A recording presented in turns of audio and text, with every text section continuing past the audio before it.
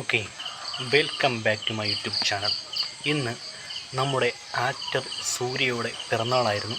ആ ഒരു കാര്യങ്ങൾക്ക് ഉൾപ്പെടുത്തിക്കൊണ്ട് സൂര്യയുടെ അപ്കമിങ് മൂവിയായ കറുപ്പ് സിനിമയുടെ ഒരു ഭാഗത്തു നിന്നും അതിൻ്റെ ഒരു ടീസർ ഇപ്പോൾ ഒന്ന് പുറത്തു വന്നായിരുന്നു. ആ ഒരു ടീസറിൻ്റെ കുറച്ച് റിവ്യൂവും കാര്യങ്ങളൊക്കെയാണ് ഇപ്പോൾ നോക്കാൻ വേണ്ടി പോകുന്നത്.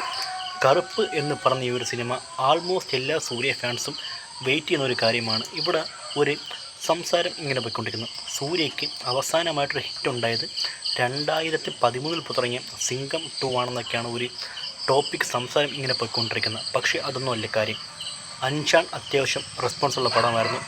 24 ഉണ്ടായിരുന്നു, താനാസേറിൻ്റെ കൂട്ടം ഉണ്ടായിരുന്നു. ഇതെല്ലാം അത്യാവശ്യം റെസ്പോൺസ് നല്ലപോലെ വന്ന സിനിമകളും കാര്യങ്ങളൊക്കെ. പിന്നെ NGക്ക് അത്യാവശ്യം ഫ്ലോപ്പായിരുന്നു, കാപ്പാൻ ഫ്ലോപ്പായിരുന്നു. പിന്നെ ഒരു മെഗാ ബ്ലോക്ക് ബസ്റ്റർ പോലെ വന്ന സിനിമയാണ് സൂറരെ പോട്ടർ എന്ന് പറഞ്ഞ സിനിമ. അത് ഒരു വേറെ ലെവൽ ഒരു ഇൻഡസ്ട്രി ഹിറ്റ് മൂവിയായിരുന്നു. പിന്നെ വന്ന ET ആണെങ്കിൽ അത്യാവശ്യം ഒരു ഏറ്റിലെന്നോണം പറയണ്ട. പിന്നെ അങ്ങനെ കുറച്ച് പടങ്ങളൊക്കെ വന്ന് ഇപ്പോൾ റെട്രോ, കങ്കുവ എന്നീ കാര്യങ്ങളൊക്കെ വന്നു. അതൊക്കെ അത്യാവശ്യം ഒരു ബീലോ ആവറേജ് സിനിമകളൊക്കെ ആയിരുന്നു ഈ ഒരു റെട്രോയും കങ്കുവായും.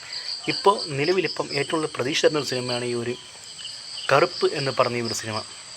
എനിക്ക് കറുപ്പ് എന്ന് പറഞ്ഞ ഈ സിനിമയിൽ ഇത്രയേറെ പ്രതീക്ഷയുള്ളത്, സൂര്യ ഒരു മികച്ച ആക്ടറാണ്, അദ്ദേഹത്തിന് നല്ല റോൾ കിട്ടി, അദ്ദേഹം പെർഫെക്റ്റ് ആയിട്ട് ചെയ്യും എന്നുള്ള കാര്യങ്ങളൊക്കെ ഓക്കെ. പക്ഷേ ഈ സിനിമനെ ഏറ്റവും കൂടുതൽ എക്സ്പെക്റ്റ് ചെയ്യുന്ന ഒരു കുറ്റക്കാര്യം RJ ബാലാജിയാണ്, ഈ സിനിമയുടെ ഒരു ഡയറക്ടർ എന്നുള്ള കാര്യം കൊണ്ടാണ് ഈ സിനിമ ഇത്രയേറെ ഞാൻ ഒരു മോസ്റ്റ് വെയിറ്റിംഗ് ആയിട്ട് നിൽക്കുന്ന ഒരു കാര്യം. ഇതിൻ്റെ ഒരു ടീസർ എങ്ങനെ വന്ന സമയത്ത് വെച്ച് കഴിഞ്ഞാൽ ഒരു RJ ബാലാജി ശ്രദ്ധിച്ചെന്ന് ഒരിക്കലും പറത്തില്ല.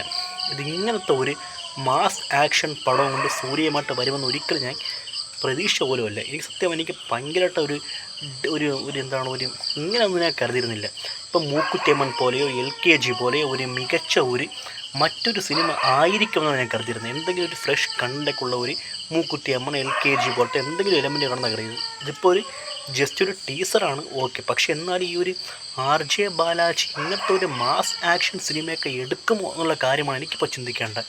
ഇത് സത്യം പറഞ്ഞാൽ ഒരു കാപ്പാൻ, ഒരു ET, ഇത് കണ്ടു കഴിഞ്ഞാൽ ചിലപ്പോൾ നമുക്ക് തോന്നിപ്പോൾ ETയുടെ സെക്കൻഡ് പാർട്ടാണോ എന്നുള്ള കാര്യം നമുക്ക് തോന്നിപ്പോൾ, അതായത് എതിർക്കും തുണിന്തവൻ എന്നപ്പോൾ സിനിമയുടെ ഒരു സെക്കൻഡ് പാർട്ടാണോ എന്ന് തോന്നിപ്പോൾ. സൂര്യനെ പല ഒരു ഷെയ്ഡിൽ കൂടെ ആ സിനിമയിൽ കണ്ട പോലത്തെ കുറച്ച് പാട്ട് സീക്വൻസുകൾ, അതേ ഒരു ഗെറ്റപ്പ് മേക്ക് ഓവറുകളൊക്കെ കാണാൻ വേണ്ടി പറ്റിയത്. ഞാൻ അതിൻ്റെ ഒരു രണ്ടാം ഭാഗമാണോ എന്ന് പോലും തോന്നിപ്പോകുന്ന രീതിക്കാണ് സൂര്യൻ ഇന്നത്തെ ഇൻട്രൊഡ്യൂസ് ചെയ്യുന്നത്.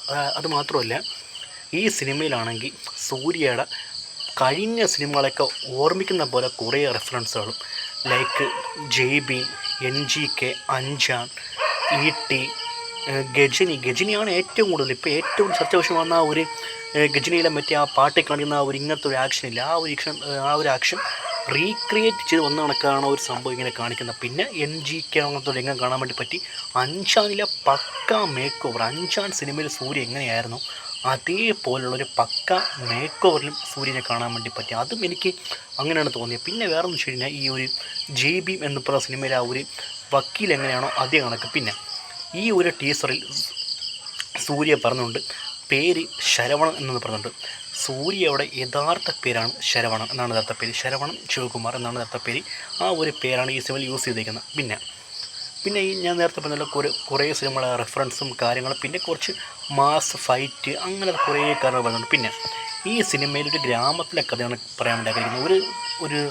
ഒരു സ്വാമിയും അത് മുഖാന്തരപ്പെട്ട കുറച്ച് കാര്യങ്ങളൊക്കെ വന്ന് അങ്ങനെയാണ് ഈ സിനിമയുടെ ഒരു കഥ പറയാൻ വേണ്ടി ആഗ്രഹിക്കുന്നത്. ഒരു സ്വാമി ഒരു മുളക് വെച്ചുള്ള കുറേ വഴിപാട് കാര്യങ്ങൾ, അങ്ങനത്തെ ഒരു ഭയങ്കര സ്വാമിയും കാര്യങ്ങളൊക്കെയാണ്.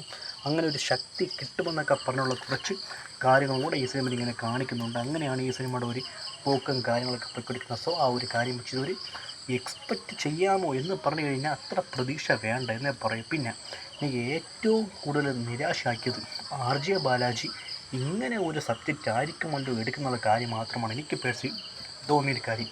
സൂര്യ ഒരു കിടു സ്ക്രിപ്റ്റ് കിട്ടി, ഒരു കിടു റോളൊക്കെ ചെയ്യണമെങ്കിൽ അദ്ദേഹം പെർഫെക്റ്റ് നടന്നില്ല. പക്ഷേ ഇവിടെ വന്നിട്ടാണെങ്കിൽ ഇപ്പോൾ ഈ RJ ബാലാജിയൊക്കെ ഒന്ന് ഇങ്ങനെ ഒരു സബ്ജക്റ്റൊക്കെ എടുത്തൊക്കെ നോക്കുമ്പോൾ എനിക്ക് ഭയങ്കര ഒരു നിരാശയാണ് തോന്നുന്നത്. ഇങ്ങനെയൊക്കെ ഒരു പടം RJ ബാലാജി എടുക്കുമോ എന്നുള്ള കാര്യമാണ് എനിക്കിപ്പം ഇവിടെ നോക്കേണ്ട ഒരു കാര്യം. ഇങ്ങനെയൊക്കെ സംഭവിക്കുന്ന കാര്യങ്ങളൊക്കെ ഈ ഒരു അനൗൺസ്മെൻറ്റ് സമയത്തിനെ ഏറ്റവും കൂടുതൽ ഞാൻ പ്രതീക്ഷയോടെ പോകുന്ന ഇതായിരുന്നു RJ ബാലാജിയുടെ പടമല്ല എന്നുള്ള കാര്യം വെച്ചു. മൂക്കുത്തിയമ്മൻ എന്നാലും LKG എന്നാലും ഇതിലൊക്കെ ഒരു ഫ്രഷ് കണ്ടൻ്റ് ഉണ്ട്. ഇപ്പം നമുക്ക് വന്നിരുന്ന ടീസർ നോക്കി കഴിഞ്ഞാൽ ഏത് ഫ്രഷ് കണ്ടൻ്റാണുള്ളത്. ഇപ്പോൾ ET പോലെ കാപ്പാൻ പോലെയൊക്കെ ഉള്ള ഒരു സാമ്യവും പഴയ പടങ്ങളെ കുറേ റെഫറൻസും കാര്യങ്ങളൊക്കെ ആർ ജെ ബാലാജി ഒരു ഐഡിയോളജി ഉള്ള ഒരു മികച്ച ഒരു സംവിധായകനാണ്. അദ്ദേഹത്തിന് ക്രിയേറ്റിവിറ്റി കഴിവൊക്കെ വേറെ ലെവലാണ്. അദ്ദേഹം ഒരു കോമഡി സിനിമയൊക്കെയാണ് ചെയ്യുന്നതെങ്കിൽ ഇപ്പോൾ അദ്ദേഹത്തിൻ്റെ സിനിമ ഡയറക്ഷൻ ഒരു ക്രിയേറ്റിവിറ്റി ഇപ്പോൾ അത് നമുക്ക് മനസ്സിലാക്കണമെങ്കിൽ നമുക്ക് ഏറ്റവും കൂടുതൽ നമുക്ക് ഒരു ഇതാണ് പടമാണ് മൂക്കുത്തിയമ്മ. അത് ഭയങ്കര ഒരു കോണ്ടൻ്റ് ഉള്ള ഒരു ഫ്രഷ് സിനിമയായിരുന്നു മൂക്കുത്തിയമ്മ. അത് അവിടെ ഭയങ്കര ഹിറ്റായിരുന്നു അവിടെയൊക്കെ. പിന്നെ LKG ആണെങ്കിൽ അത്യാവശ്യം ഒരു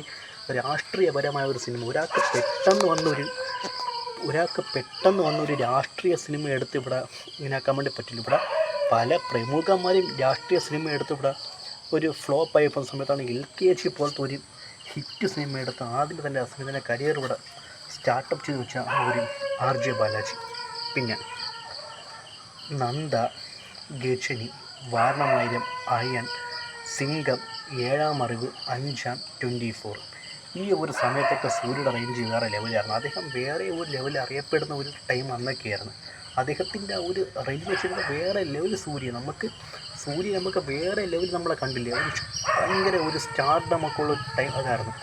ഇങ്ങോട്ട് നോക്കുമ്പം താനാസറിൻ്റെ കൂട്ടം, കാപ്പാൻ, അങ്ങനത്തെ കങ്കുവ അങ്ങനത്തെ പടങ്ങളൊക്കെ വന്ന സമയത്താണെങ്കിൽ അദ്ദേഹത്തിൻ്റെ ഒരു ഗ്രാഫ് വല്ലാണ്ടങ്ങ് ഡൗൺ ആയിപ്പോയത് തോന്നി. അതിൻ്റെ ഇടയിൽ കൂടെ കിട്ടിയ ഒരു മികച്ച ഒരു സീനാണ് റോളക്സ് എന്ന് പറയുന്നത്. ആ ഒരു കഥാപാത്രം അതുകൊണ്ട് ഹൈപ്പും കാര്യങ്ങളെല്ലാം ക്രിയേറ്റ് ചെയ്തത്. സോ ആ ഒരു കാര്യം വെച്ച് ഈ ടീസറാണ് ഇത്ര ഉള്ളു പറഞ്ഞായിട്ട്. ടീസറിനെ പറ്റി പറഞ്ഞു കഴിഞ്ഞാൽ എന്നെ അപേക്ഷിച്ച് ഈ ടീസർ ഒരു നിരാശപ്പെടുത്തി പോകാൻ.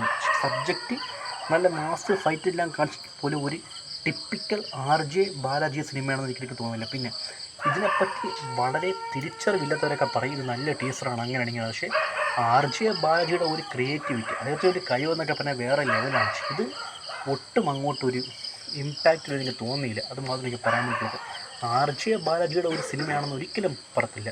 അത് മൂക്കുത്തിയമ്മ കണ്ടവർക്കും LKG കണ്ടവർക്കും നന്നായിട്ട് മനസ്സിലാവും. പിന്നെ ഈ സിനിമയുടെ ഇങ്ങനത്തെ ഒരു ടീസർ ഇറങ്ങിയ സമയത്ത് ഈ സിനിമയുടെ ട്രെയിലർ മറ്റ് അപ്ഡേറ്റും കാര്യങ്ങളൊക്കെ വന്നിട്ട് നമുക്ക് ഒന്നുകൂടെ ഒന്ന് ചെക്ക് ചെയ്ത് നോക്കാം. ഒരു സിനിമ വലിയ വിജയമായി മാറുമോ എന്നുള്ള കാര്യം നോക്കുകയാണെങ്കിൽ അമിതമായ ഒരു പ്രതീക്ഷ വേണ്ട. അത്ര മാത്രമേ പറയുന്നുള്ളൂ. ഇതൊരു ടിപ്പിക്കൽ ആക്ഷൻ സിനിമയായിട്ട് മാറും. ആർ ജെ ബാലാജിയുടെ ഒരു ക്രിയേറ്റീവ് ടച്ച് ഇതുവരെ വന്നിട്ടില്ല. ആ ഒരു കാര്യം വെച്ച് ഇത്ര പറയാൻ വേണ്ടിയുള്ളൂ. എന്നെ അപേക്ഷിച്ച് ഒരു കറുപ്പ് എന്ന് പറഞ്ഞ സിനിമയുടെ ടീസർ നിരാശപ്പെടുത്തിയൊരു ടീസറായിട്ട് ആ ഒരു കാര്യം വെച്ച് ഇത്രയുള്ള പറഞ്ഞായിട്ട്. സോ ഇനി ഇതിൻ്റെ അപ്ഡേറ്റും കാര്യങ്ങളൊക്കെ വന്നിട്ട് നമുക്ക് ബാക്കിയുള്ള കാര്യങ്ങൾ നോക്കാം. സോ ആ ഒരു കാര്യം വെച്ച് എനിക്ക് ടീസർ ഒട്ടും ഒരു അക്സെപ്റ്റ് ചെയ്യാൻ വേണ്ടി പോലും പറ്റിയില്ല. അത്രയ്ക്ക് പോരാ എന്നാണ് എൻ്റെ ഒരു പേഴ്സണൽ ഒരു അഭിപ്രായം. സോ ആ ഒരു കാര്യം വെച്ച് എൻ്റെ ഈ വീഡിയോ ഇഷ്ടപ്പെട്ട ഈ ചാനൽ സബ്സ്ക്രൈബ് ചെയ്യുക, ഇവിടെ ലൈക്ക് ചെയ്യുക. ഈ കറുപ്പ് സിനിമയുടെ ഇനി എന്തെങ്കിലും അപ്ഡേറ്റോ കാര്യങ്ങളോ വരികയാണെങ്കിൽ അത് ഞാൻ നിങ്ങളെ അറിയിക്കുന്നതായിരിക്കും. സോ ആ ഒരു കാര്യം വെച്ച് മസ്റ്റായിട്ടും സബ്സ്ക്രൈബ് ചെയ്യുക, സപ്പോർട്ട് ചെയ്യുക. Thank you.